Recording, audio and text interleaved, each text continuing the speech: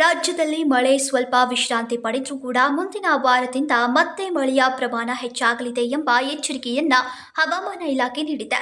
August 4ರಿಂದ ರಾಜ್ಯದ ಹಲವೆಡೆ ಮತ್ತೆ ಮಳೆ ಆರಂಭವಾಗಲಿದೆ. ಈಗಾಗಲೇ ಹವಾಮಾನ ಇಲಾಖೆ ಎಲ್ಲ ಜಿಲ್ಲೆಗಳಿಗೆ ಯೆಲ್ಲೋ ಅಲರ್ಟ್ ಅನ್ನ ನೀಡಿದ್ದು ಜನರು ಎಚ್ಚರಿಕೆಯಿಂದ ಇರುವುದು ಅಗತ್ಯವಾಗಿದೆ. ಆಗಸ್ಟ್ 3ರಿಂದ ಎಲ್ಲೆಲ್ಲಿ ಯೆಲ್ಲೋ ಅಲರ್ಟ್ ಇದೆ ಅನ್ನೋದನ್ನ ನೋಡುವುದಾದ್ರೆ, ಆಗಸ್ಟ್ 3ರಿಂದ ಕರಾವಳಿ ಹೊರತುಪಡಿಸಿ ದಕ್ಷಿಣ ಕರ್ನಾಟಕದ ಜಿಲ್ಲೆಗಳಲ್ಲಿ ಸಾಧಾರಣ ಮಳೆಯಾಗುವ ನಿರೀಕ್ಷೆ ಇದ್ದು ಯೆಲ್ಲೋ ಅಲರ್ಟ್ ನೀಡಲಾಗಿದೆ.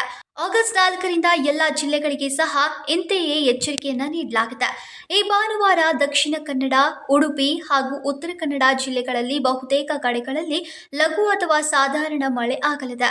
ಉತ್ತರ ಕರ್ನಾಟಕದ ಬೀದರ್, ಕಲಬುರಗಿ, ಕೊಪ್ಪಳ, ಧಾರವಾಡ, ಬಾಗಲಕೋಟೆ ಮತ್ತು ರಾಯಚೂರಿನಲ್ಲಿಯೂ ಕೆಲವೊಂದು ಕಡೆಗಳಲ್ಲಿ ಮಳೆಯಾಗಲಿದೆ. ಬೆಂಗಳೂರು ನಗರ, ಗ್ರಾಮಾಂತರ, ಚಿಕ್ಕಬಳ್ಳಾಪುರ, ಕೋಲಾರ, ತುಮಕೂರು, ಚಾಮರಾಜನಗರ, ಮೈಸೂರು, ಮಂಡ್ಯ ಮತ್ತು ರಾಮನಗರ ಈ ಜಿಲ್ಲೆಗಳಲ್ಲಿ ಗುಡುಗು ಸಹಿತ ಬಿರುಗಾಳಿ 40ರಿಂದ 50 ಕಿಲೋಮೀಟರ್ ವೇಗದಲ್ಲಿ ಸಹಿತ ಸಾಧಾರಣ ಮಳೆಯಾಗಲಿದೆ. ಬೆಂಗಳೂರು ನಗರ, ಗ್ರಾಮಾಂತರ, ಚಿಕ್ಕಬಳ್ಳಾಪುರ, ಕೋಲಾರ, ತುಮಕೂರು, ಚಾಮರಾಜನಗರ, ಮೈಸೂರು, ಮಂಡ್ಯ ಮತ್ತು ರಾಮನಗರ ಈ ಜಿಲ್ಲೆಗಳಲ್ಲಿ ಗುಡುಗು ಸಹಿತ ಬಿರುಗಾಳಿ ಸಹಿತ ಸಾಧಾರಣ ಮಳೆಯಾಗಲಿದೆ.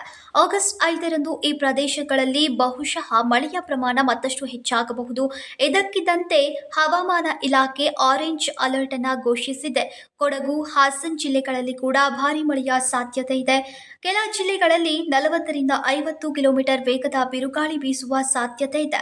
ಇದು ಮರಗಳು ಉರುಳುವ, ವಿದ್ಯುತ್ ವ್ಯತ್ಯಯ, ಸಂಚಾರ ವ್ಯತ್ಯಯಗಳಿಗೆ ಕಾರಣವಾಗಬಹುದು.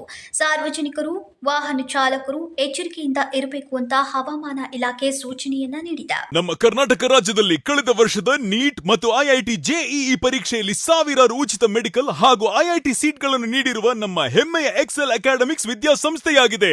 ಒಂದು ವರ್ಷದ ಲಾಂಗ್ ಟರ್ಮ್ ನೀಟ್, ಸಿಇಟಿ ಮತ್ತು ಐಐಟಿ ಜೆಇಇ ದಾಖಲಾತಿ ಪ್ರಾರಂಭವಾಗಿದೆ. ಮೆಡಿಕಲ್ ಅಂದರೆ ಎಕ್ಸೆಲ್, ಎಕ್ಸೆಲ್ ಅಂದ್ರೆ ಮೆಡಿಕಲ್. ನಾನು 86 ಕೆಜಿ ಇದ್ದವಳು 71 ಕೆಜಿ ಬಂದಿದ್ದೀನಿ. ವಯಸ್ಸಾದ್ಮೇಲೆ ಸ್ಮಾರ್ಟ್ ಆಗಿ ಕಾಣ್ತೀರಾ ಅಂದ್ರೆ ಜಿನ್ನಿ. 126 ಕೆಜಿ ವೇಟ್ ಇದ್ದು ನಾವು ಈಗ 114 ಕೆಜಿ ಲೆಕ್ಕ ಬಂದಿದ್ದೀವಿ. ಯಾವುದೇ ಸೈಡ್ ಎಫೆಕ್ಟ್ ಆಗಿಲ್ಲ. 84ರಿಂದ 50 ಕೆಜಿ ಬಂದೆ. ಆಮೇಲೆ ಸಣ್ಣಗೆ ಫಿಟ್ ಆಗಿದ್ದೀನಿ. ಅದಕ್ಕೆ ನಾನು ಯೂಸ್ ಮಾಡ್ತಾ ಇರೋದು ಜೀನಿ ಸ್ಲಿಮ್. 84ರಿಂದ 50 ಕೆಜಿ ಬಂದೆ. ಆಮೇಲೆ ಸಣ್ಣಗೆ ಫಿಟ್ ಆಗಿದ್ದೀನಿ. ಅದಕ್ಕೆ ನಾನು ಯೂಸ್ ಮಾಡ್ತಾ ಇರೋದು ಜೀನಿ ಸ್ಲಿಮ್. ಸಣ್ಣ ಆಗಕ್ಕೆ ಜೀನಿ ಸ್ಲಿಮ್ ಯೂಸ್ ಮಾಡದೆ ಹೆಲ್ದಿನೂ ಅದೇ. ನೀವು ಸಣ್ಣ ಆಗ್ಬೇಕಾ, ಹೆಲ್ದಿ ಆಗ್ಬೇಕಾ? ಹಾಗಿದ್ರೆ ಜೀನಿ ಸ್ಲಿಮ್ ಯೂಸ್ ಮಾಡಿ. ಸಣ್ಣ ಆಗೋದಕ್ಕೆ ಯಾವುದೋ ಪ್ರಾಡಕ್ಟ್ ಹೇಳ್ತಾ ಇದ್ದಾಳೆ, ಏನಾದರೂ ಸೈಡ್ ಎಫೆಕ್ಟ್ಸ್ ಇದೆ ಅಂತ ಯೋಚನೆ ಮಾಡ್ತಾ ಇದ್ದೀರಾ? ಖಂಡಿತ ಇಲ್ಲ. ಯಾಕಂದ್ರೆ ಇದು ಕೆಮಿಕಲ್ ಫ್ರೀ. ಸಣ್ಣ ಆಗಬೇಕು ಅಂದರೆ ಜೀನಿ ಸ್ಲಿಮ್ ಯೂಸ್ ಮಾಡಿ.